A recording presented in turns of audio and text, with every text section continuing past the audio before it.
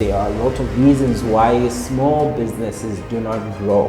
When I got into business, I made a lot of mistakes. The reason why my businesses would not grow was because I was the problem. So I'm going to share with you all those. So stay tuned to the end, and hopefully you will be helped.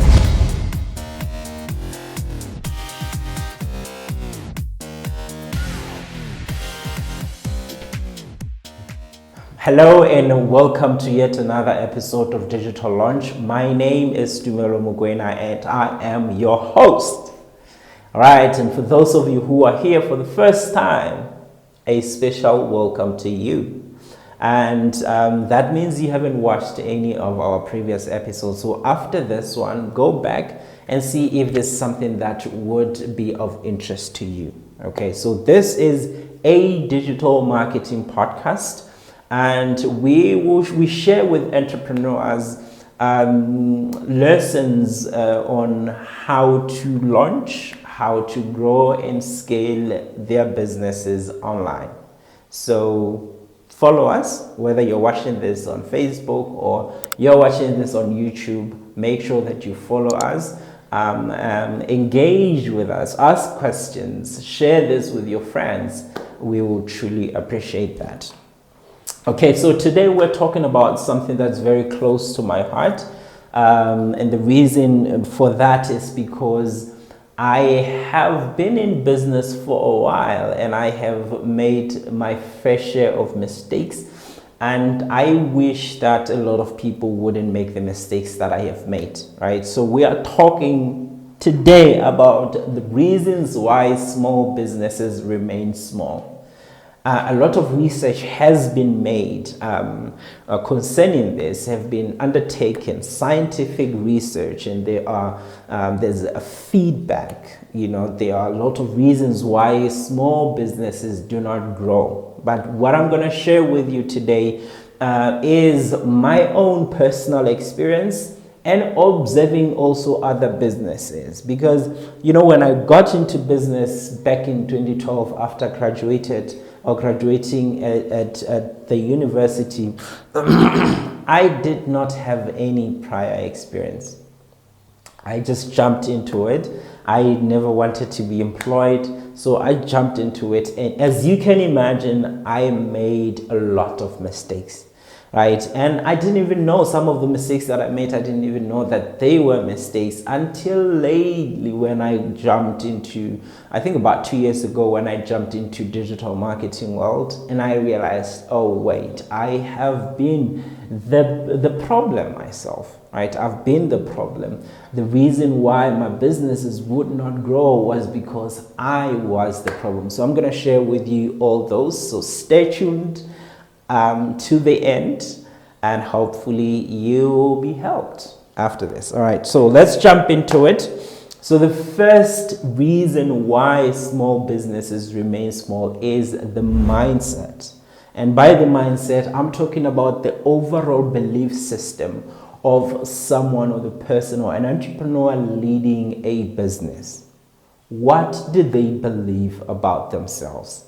Do they think that they have what it takes to take the business where it's supposed to go, right? And sometimes it's not the vision is not the problem. They have the vision. They know where the business has to go. They have thought outside of the box. But the one challenge is that they don't truly believe, at the very core of their being, they don't believe that they have what it takes to take the business where it's supposed to be. They have what is normally called an imposter syndrome. The skills are there, the team is there, the product is there, it's amazing, everything is there and it's proper, it's done well. But the challenge is when it comes to execution, when it comes to doing what needs to be done, they somehow consciously or unconsciously sabotage themselves. And the reason behind that is the fear inside of them that says, if I fail doing this thing, then I'm going to prove to myself, I'm going to prove to the voice inside of me that I really suck. and I really don't have what it takes to take this company where it's supposed to go, right? And so they sabotage themselves. You know, there is a statement that goes, if there was no enemy within, the enemy without would do us no harm, right? So this is the biggest one according to me. You know, this is huge. So many entrepreneurs are where they are today because they don't truly believe in themselves. So if you are an entrepreneur and you have been in business for a while and you can't seem to grow, look at what you believe about yourself. Do you think you're worthy to be a millionaire? Do you think that you're worthy of a good life? You know? And some of these belief systems is a product of the environment or our past, where we grow up in. There's been so much negative energy that has been poured onto us through words. You know, some people have told you that you're not good enough. Some people have told you that you're worse, you're terrible, have told you all kinds of negative stuff. If you want to be great, if you want to be successful in this world of entrepreneurship, you have got to fight against that. You have got to come out of that mindset and change your belief system. Believe that you have what it takes to actually take your company where it has to be. I believe that you do. I believe that you have what it takes. You can take it. All right, so let's move into the second reason why small businesses remain small. I will say this. That reason is so many people get into business for the wrong reasons, right? And this happens because not everyone prefers to go the entrepreneurship route, but circumstances have pushed people to moving or jumping into the world of entrepreneurship because there's not enough job opportunities. And so when push comes to shove, if that's the right English, people will do what it takes to survive, right? We do have survival instincts, right? And a man will do what he has to do to make sure that his family eats. A woman will do what she has to do to make sure that her family eats. So the first thing that they do when they want to jump into business is they look around and look at people who are in business and be like, okay, if so and so is doing so well in such a business, maybe I also can do well in doing such a business, right? And what they don't understand is that business is not about making money. Yes, it is about making money, but it's not just about making money. That's not where you start. Business is about solving a specific problem for a specific group of people. If you understand that, it will be easy for you to identify problems around, because we do not have a shortage of problems around us. People are struggling. People are going through problems that they are willing to pay if someone would come up with a solution for that. And if we could have that mindset, people could approach business in that way, we wouldn't have a lot of people just running after the same business, doing the same thing, and in the same area, selling it the same way, packaging it the same way. It's just crazy, right? And this thing leads to businesses that get stuck because you don't know the problem that you're solving. And if you don't know the problem that you're solving, you cannot innovate. And you cannot know whether you're making an impact or not. You cannot scale, you cannot grow your business when you really don't have an idea of what it is that you're doing, what problem that you're solving. Right? So that's the reason why small businesses remain small. The third one is sales. This is the most important one, right? As soon as you have a product as a business, you have a solution for that specific group of people. As soon as you do have that, The most important thing that an entrepreneur can do, that they must pursue with everything that they have, is sales. Because without sales, your business will not grow. You cannot grow a business that doesn't have sales, because sales is the lifeblood of a business. So the mistake that I've seen so many people do, that I also did, is that you do not put enough resources, enough energy into sales. You have an amazing product, you have an amazing team, fulfillment, everything is in place. But when it comes to sales, you just assign someone.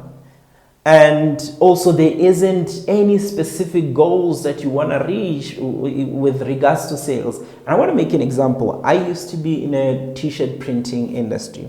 And this is what I would do, right? I would post on Facebook and say, I'm selling a t-shirt, I'm doing this, and you know, and I would wait for that one big order that would come, right? And it would come. And that big order in my own mind was like 100 t-shirts, 200 t-shirts. The biggest order I've gotten, I think, was about 750 t-shirts. That's that. But the mistake that I would make is that when this order comes, we're doing 100 t-shirts, I would focus on the fulfillment of the 100 t-shirts and forget about continuing to sell. I forget about posting everything. I'm excited that we have this order and I'm going to fulfill it. And I would do that, you know, to take 3-4 days. After that, I'm still excited, held on the excitement that I've gotten an order of 100 t-shirts, of 200 t-shirts. So I'm waiting for the payment, right? Payment would take about a week or 2 weeks before it comes through, and then it's month end. Right? And this, guess what happens? What happens is I use the same amount of money that I have made, including the costs of making those t-shirts, to pay the staff, to pay for rent, to pay for my own expenses, right? And the money is gone. Now the cycle continues again. I have to now try to sell again, you know, and wait for that big order. And if I get that big order, I forget about selling. And it's been like that throughout the years. And I only realized after I got out of business that I was making a big mistake. Because fulfillment is something that can be done by other people. I could focus on selling and selling and selling and selling, and they focus on fulfillment, right? Because it's easy, it's direct.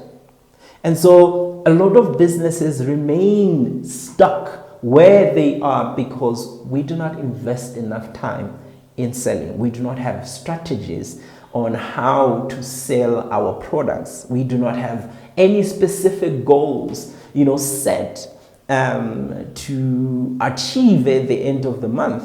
So we just winging it. And that's the biggest problem, right? Another problem that I have realized is that a lot of entrepreneurs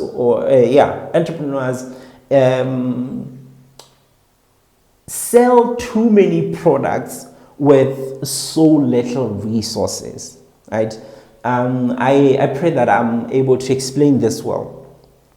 When you don't have enough resources, you don't want to stretch yourself too thin or too wide. I don't know. Let me make an example. Say you have 100,000 rands, right? 100,000 rands, and you want to go into a fashion business, right?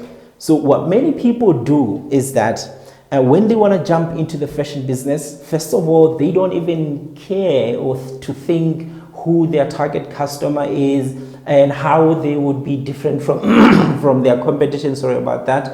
All they know is somebody has started a certain business. They seem to be doing well. I have 100,000 or whatever amount of money that you have, whether it's 10,000 or 30,000, and they're thinking, okay, so what do I want to buy? I want to buy 10 dresses. I want to buy 10 bags. I want to buy shoes, I want to buy this, I want to buy this. So they buy, there's many different products. And when you look at it, you then realize that these guys have only bought products that can be bought by only 10 people. Right? And by that, I mean they've bought 10 dresses, they bought 10 pairs of shoes, they bought these pairs of shoes, and the amount of money that seemed to be so big, that seemed to be so much more, is all of a sudden too small because you've bought too many things. And when you start selling to your clients, this is how you sell. You want to sell to everyone, right? Because you have a product for everyone. And there is a statement that goes, if you are selling to everyone, you are not selling at all. You have a situation of having 10 different products. You don't know which one to focus on. So you say, hey guys, I'm selling clothes, please support me.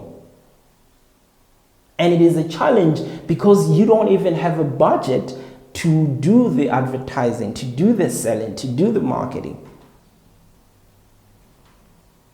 Right? And this is so big, guys. This is so big, guys, where I am the preacher of try to think of, when you jump into business, try to think of a single product that you could sell.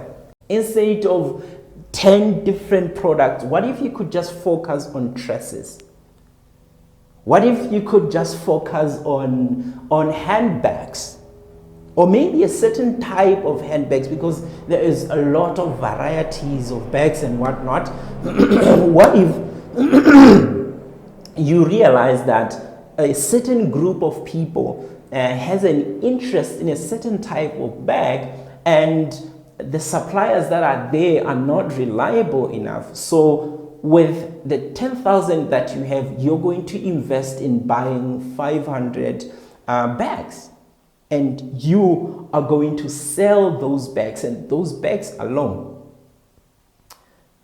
I truly believe this, that the outcome of that is much better than someone who is selling 10 different things, and the quantity is not enough. When people try to buy those stuff, they've run out of stock sooner than the demand. Like, they're unable to meet the demand because they've bought so little stock, and they don't even have enough money to go buy another stock to get what people are looking for. Right? So if you want to start a business that can easily grow, and by easily, I don't mean that just when you wake up tomorrow it will grow without you putting in the work, but that has a potential to grow, start with one product or two products, at most 3 products, right? And push those particular products until you get to a place where you can scale your business, right? And I promise you that you will see different in a different light. I mean, you see business in a different light. So those are the reasons why I believe small businesses remain small. All right. So I hope that